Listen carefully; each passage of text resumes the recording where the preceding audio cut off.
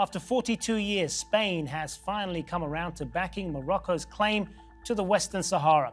But while Madrid is siding with Morocco, it is now facing backlash from Algeria. Algeria's president vowed his country will not cut off energy supply to Spain over the Western Sahara row, but they have recalled their ambassador.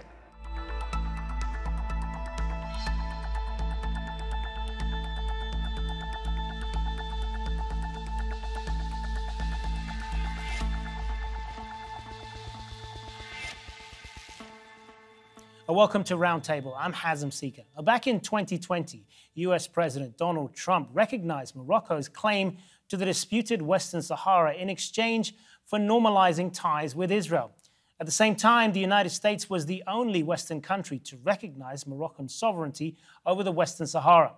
The move was contentious because the region has sought autonomy. In 1991, a UN settlement ended fighting between Morocco and the Polisario Front, a movement seeking independence for the territory. They called for a referendum for the people of Western Sahara to choose independence or integration into Morocco. The referendum has not yet been held.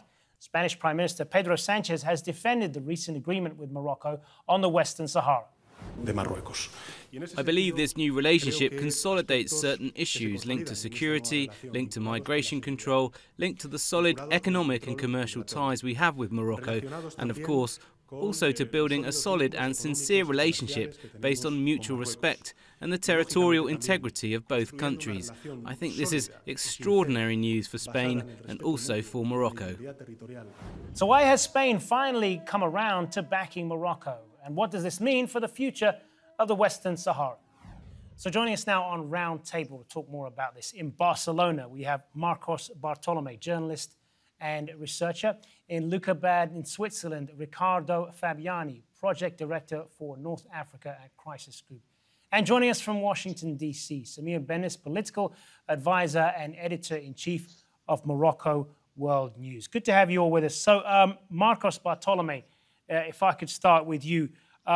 Why is Spain doing this and why now? Well, this is the great question that all journalists and everyone is rushing to answer. And the answer is not that clear, but we can attempt to say that one of the reasons is migration. Spain is extremely concerned at Morocco's weaponization of migration. Also, Spain and Morocco are long-term partners, so it is very unusual for Morocco's first trade partner to be for 15 months at odds with its neighbor. So this was long overdue. And at the same time, there are other rumors and other questions that might be on the table that we don't know, but that's only speculation as of now. Yeah, I know. I appreciate that it is speculative, but I believe you may be referring to the news that came out of the Pegasus spyware and the story that a number of Spanish officials that their phones had been hacked, and the accusation is that Morocco was behind this, and so somehow Morocco was able to apply pressure on them that way. So I have to ask you, what is your view on that? Well, it is understood that Spain has been hacked by Morocco, specifically the Prime Minister twice, and also Agriculture Minister Luis Planas. It was a failed attempt, as well as Interior Minister Fernando Grande Marlaska and Margarita Robles, who's the Defense Minister. This has also happened in France, and we know now that it's Morocco who's behind these attacks. But in Spain, we have not had official recognition of it yet. However, all of the Spanish government members who have been hacked by Pegasus have something to do with Morocco, even the agriculture minister, who's a former ambassador of Spain to Morocco. Riccardo Fabiani, why do you believe Spain is now backing Morocco's claim to the Western Sahara?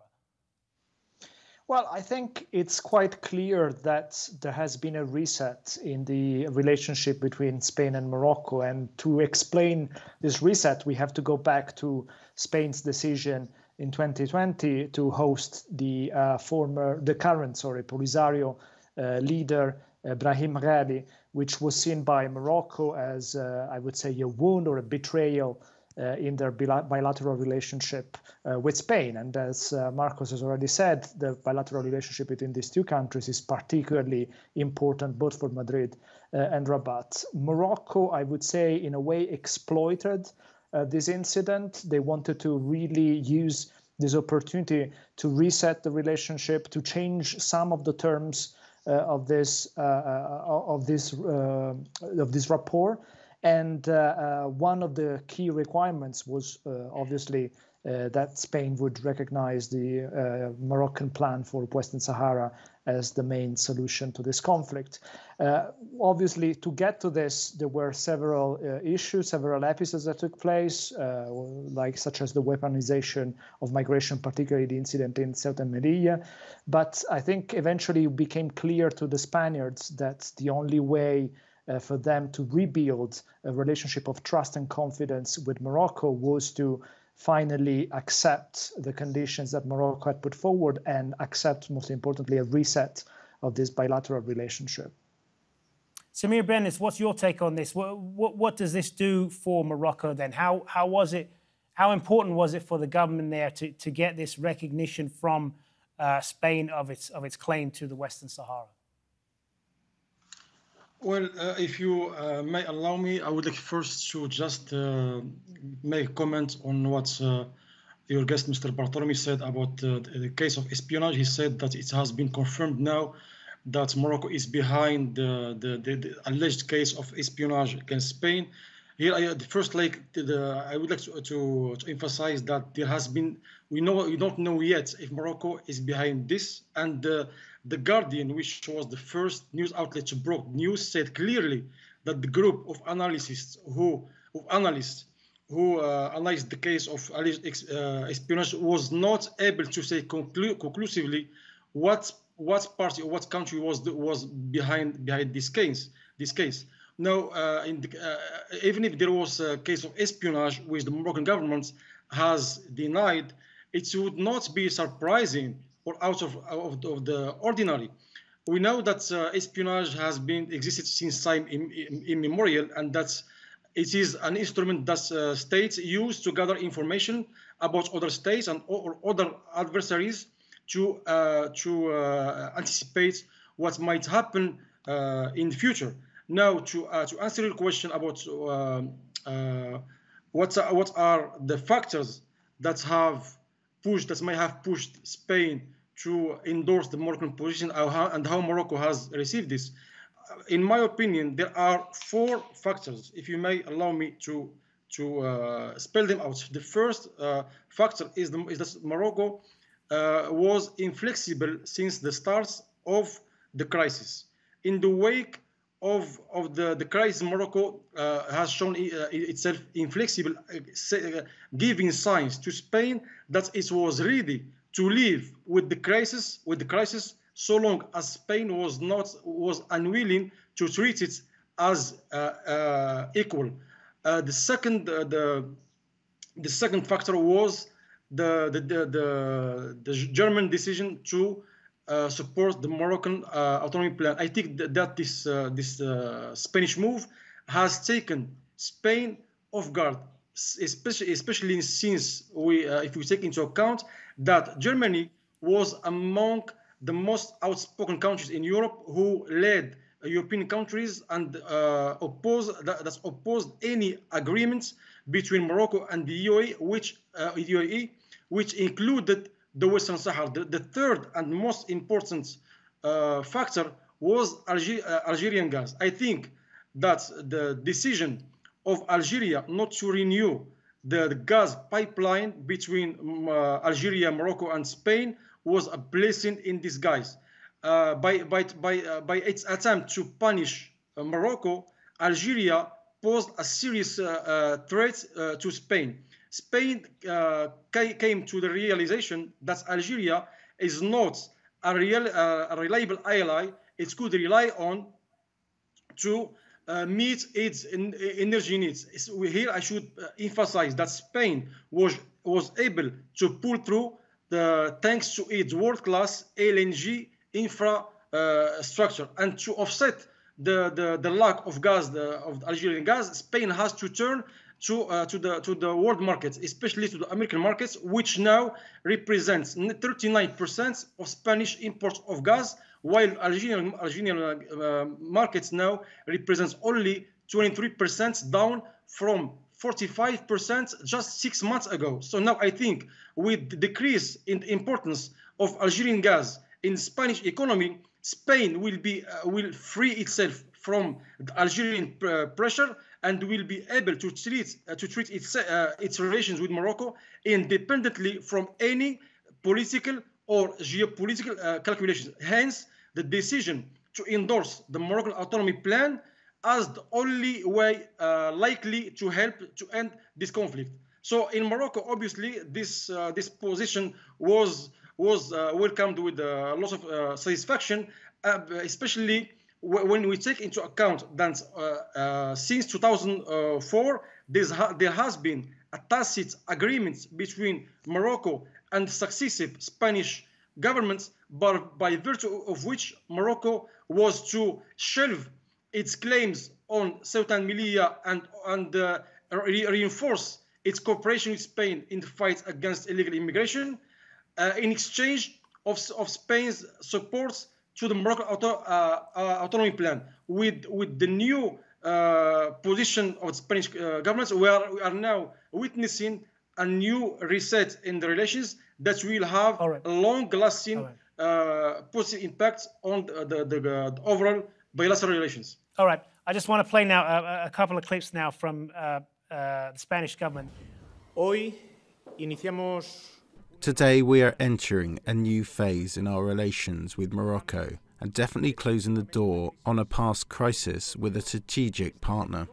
Y en ese sentido, España considera. Spain considers that this autonomy initiative presented in 2007 is the most serious, realistic and credible basis for the resolution of this dispute.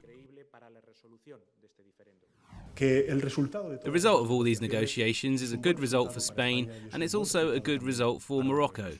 This is not just the end of a crisis that reached its most critical point on the 18th of May 2021, but I believe that it is not just about closing that chapter. The most important thing is that we are laying the foundations for a much more solid, much stronger relationship with the Kingdom of Morocco. Marcos, if I could turn back to you on this, and I'm sure you want to respond to some of what Samir has said there. How important was this for Spain to get this issue settled at this particular time, particularly with the energy crisis that we're dealing with right now? Well, I think it's crucial for Spain to actually achieve this reset with regards to its relationship with Morocco. I just don't think it's been achieved as of now. And I could push back against this sort of very grandiose talk, saying that we are witnessing a new chapter. I don't think that's the case. I think when after 15 months of crisis with your neighbor, the crisis is only settled because you are, I don't want to use the verb blackmailing, but I think what happened with migration was defined like that by the defense minister, Margarita Robles. And it's not the kind of behavior you would expect from a strategic partner, right? So I'd say the crisis the chapter has not been closed. We've seen the reopening of the borders between Ceuta and Melilla and Morocco, but we have not seen the customs opened as the foreign minister promised. And we have no guarantees that these sort of weaponizations wave of migrants will continue to happen in the future. Therefore, I'm skeptical regarding that. And I'd also like to point the attention to the fact that this is not only something that is happening between Spain and Morocco, it's also happening between Morocco and some of its partners, specifically its Western partners. I could mention the fact that Morocco withdrew its ambassador from Berlin until the foreign minister of Germany recognized as a valuable contribution the autonomy plan of Morocco for Western Sahara. It also happened when Sweden was about to recognize the Polisario Front in 2015. Then Morocco stopped for 6 months the opening of an IKEA store in Casablanca. It also happened when Obama received in 2013 Mohammed VI, when Obama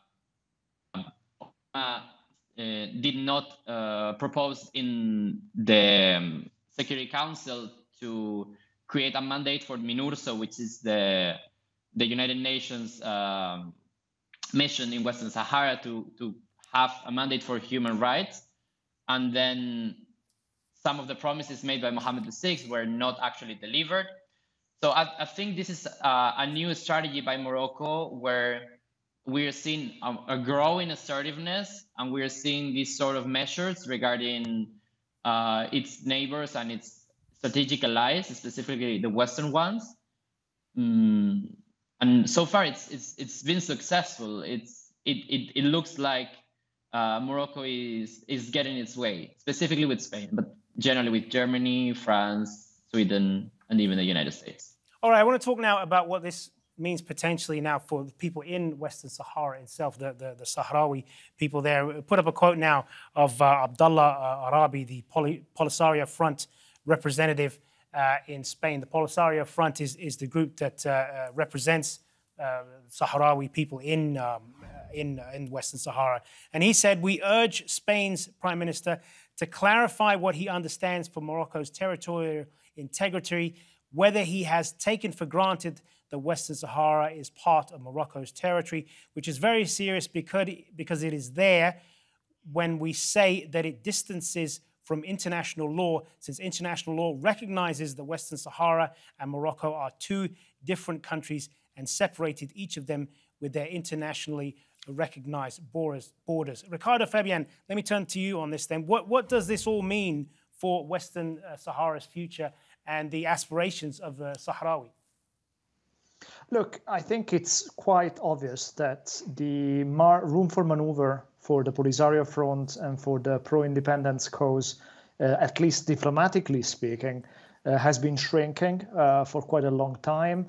Morocco has been maneuvering diplomatically to get more and more countries, more and more foreign governments to recognize its claims to this territory, or to at least get these foreign governments to recognize its proposal, the autonomy plan, as the key solution to this conflict. And it's very interesting that Spain, in its statement, defined the autonomy plan as the most serious and credible solution, and not just one of the possible solutions to this conflict. So the Polisario now faces a situation in which an increasing number of African governments recognize the Moroccan claims to Western Sahara, to this territory.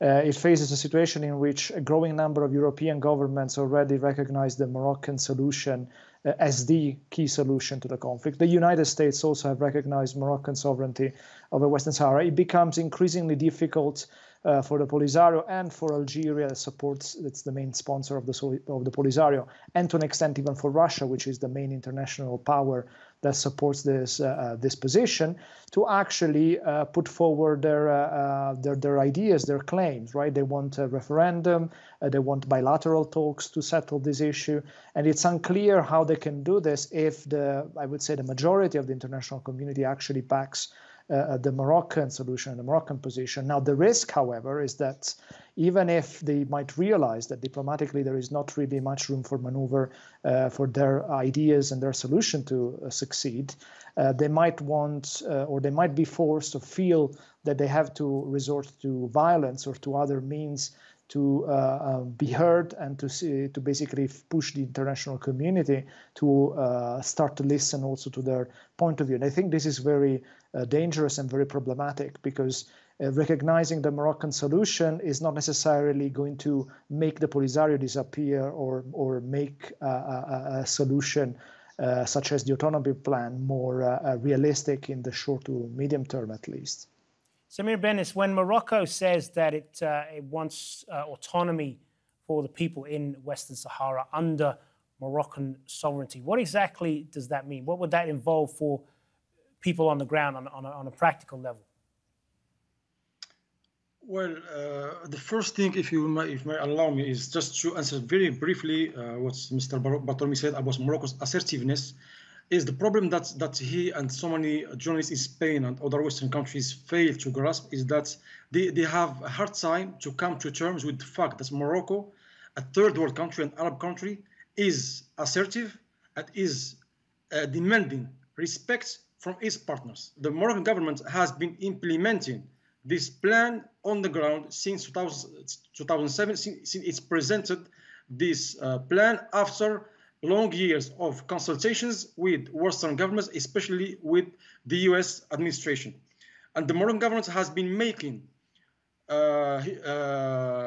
huge investments in terms of infrastructure in the territory, and it's attracting foreign investors, and has been given devolving authority to the Sahrawis living there, because there is one thing that we should make clear, is that the Sahrawis who claim sovereignty over this territory, which is under Moroccan sovereignty, are not only those living in the Tindouf camps, but the majority of them, over 65%, are living in the Sahara. What many in the Western media, among them Mr. Bartolome, fail to grasp and to acknowledge is that overwhelming majority of those who live in the Tindouf camps are not originally from the Sahara, but from Mauritania, Mali, and Niger. And there has been documentation published by Spanish press in 1979 that shows that most of the people living there are not from the Sahara, but from other regions because we have to know that the Sahrawis, for example, the Rghibats, who are the majority of the Sahrawis, are not only from the Sahara under Moroccan sovereignty, but also in Tindouf, in Tunisia, and even in Libya. So if we talk about Sahrawi identity, we have to talk about all the Sahrawis that englobe the whole Maghreb region. But unfortunately, all these facts are always overlooked by a cohort of journalists who, instead of trying to inform the audience about the real facts surrounding the conflicts, they just try to set their agenda. But Samir Benis, more specifically, what would this involve for people there in terms of their ability to govern themselves when Morocco talks about autonomy? What does that mean on a practical level for people on the ground? Well, as the autonomy plan lays out, with exception of the currency, the flag, and the foreign affairs, and the commandery of believers, the Sahrawis would be able to elect a parliament and have a regional government, and will be able to govern themselves within Moroccan sovereignty. Morocco has taken steps progressively to implement this autonomy plan. It is true that it has not fully implemented this from a political and administrative standpoint, but from an economic perspective, it has made all investments to allow the Sahrawis to live in peace. Okay, I just want to give what's probably going to be the last word on this to Riccardo Fabiani. Go ahead. So I think that, yes, of course, on paper, this is how the autonomy plan should work. But for this plan to ever function properly, there needs to be an agreement. And I think this remains the biggest issue here. Whether we're talking about a referendum, whether we're talking about the autonomy plan, what is needed here is a compromise, an agreement between Morocco and the Polisario. And there can be no unilateral solutions to this issue. If there is ever to be this kind of compromise, of agreement, there needs to be also international coordination, and most importantly, an effort by Europe, Africa, the United States, and all the various parties involved in this conflict to push Morocco and the Polisario to soften their respective stances and to get to a deal. What's happening right now is none of this, because what we are seeing is actually the opposite. Governments and countries are going separately on this issue. There is no coordination whatsoever. And by doing so, they're actually risking to undermine the job of the new UN Special Representative for Western Sahara, Mr. de Mistura, who is meant to come up with a new plan for Western Sahara in the next months. What we need right now is actually less unilateral moves, more coordination and more support for his work, and a spirit of compromise from all sides involved. All right, we're going to have to leave it there. Thank you to all three of you, Marcos, Bartolome, Ricardo, Fabiani, and Samir Benes. Thanks very much for being with us. And remember, you can see more discussion and debate on our YouTube channel. Search for Roundtable TRT World. But for now, from me and all the team from here, goodbye, and thanks for watching.